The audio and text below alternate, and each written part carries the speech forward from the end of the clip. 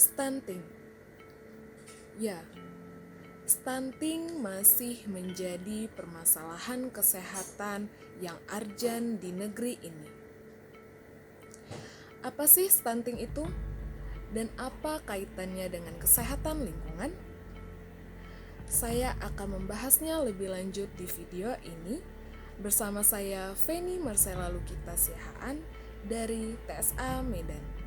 Stunting adalah kondisi gagal tumbuh pada anak balita akibat kekurangan gizi kronis yang menyebabkan si anak menjadi lebih pendek untuk usianya.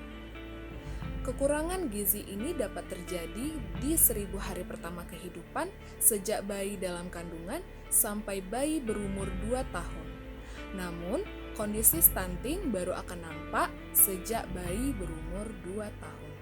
Stunting akan menyebabkan terganggunya perkembangan fisik anak, fungsi kognitif, anak menjadi lebih rentan terhadap penyakit, dan akan terancam produktivitasnya di masa yang akan datang.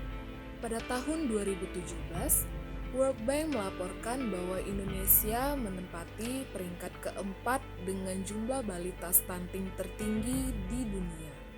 Menurut hasil riset status gizi balita Indonesia tahun 2019 menunjukkan jumlah balita mengalami stunting sebesar 27,67%. Artinya, dari 23 juta balita yang ada di Indonesia, terdapat 6,3 juta diantaranya menderita stunting. Sementara itu, WHO telah menetapkan jumlah maksimal bayi menderita stunting di suatu negara sebesar 20% atau 1/5 dari total keseluruhan balita yang ada di suatu negara. Penyebab stunting dapat terjadi karena pola asuh yang kurang tepat, pola makan yang kurang tepat, kurangnya akses sanitasi dan air bersih, serta pelayanan kesehatan yang kurang memadai. Salah satu penyebab stunting yang akan saya bahas adalah kurangnya sanitasi dan air bersih. Sanitasi yang buruk dan kurangnya air bersih dapat meningkatkan terjadinya penyakit infeksi. Penyakit infeksi yang dapat terjadi akibat sanitasi yang buruk dan kurangnya air bersih adalah kecacingan dan diare. Kecacingan dan diare dapat menyebabkan terganggunya penyerapan nutrisi pada proses pencernaan, yang dapat mengakibatkan berat badan bayi akan menurun. Jika kondisi ini dibiarkan terlalu lama dan si bayi tidak diberi asupan gizi yang baik, maka si bayi akan mengalami stunting. Menurut Survei Sosial Ekonomi Nasional, sanitasi yang layak adalah sanitasi yang memenuhi syarat kesehatan, seperti dilengkapi dengan jenis kloset leher angsa atau memiliki sistem pembuangan air limbah. Sedangkan sumber air bersih yang layak adalah air bersih yang terlindung dengan jarak minimal 10 meter dari pembuangan kotoran, pembuangan limbah, dan penampungan sampah.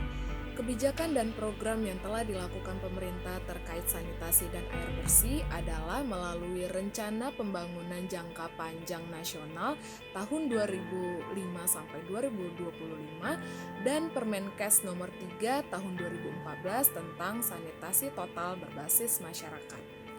Ada 5 hal yang perlu kita lakukan untuk mendukung program sanitasi total berbasis masyarakat, yaitu yang pertama, stop buang air besar sembarangan, yang kedua, cuci tangan pakai sabun, yang ketiga, pengelolaan air minum dan makanan rumah tangga, yang keempat, pengamanan sampah rumah tangga, dan yang kelima, pengamanan limbah cair rumah tangga.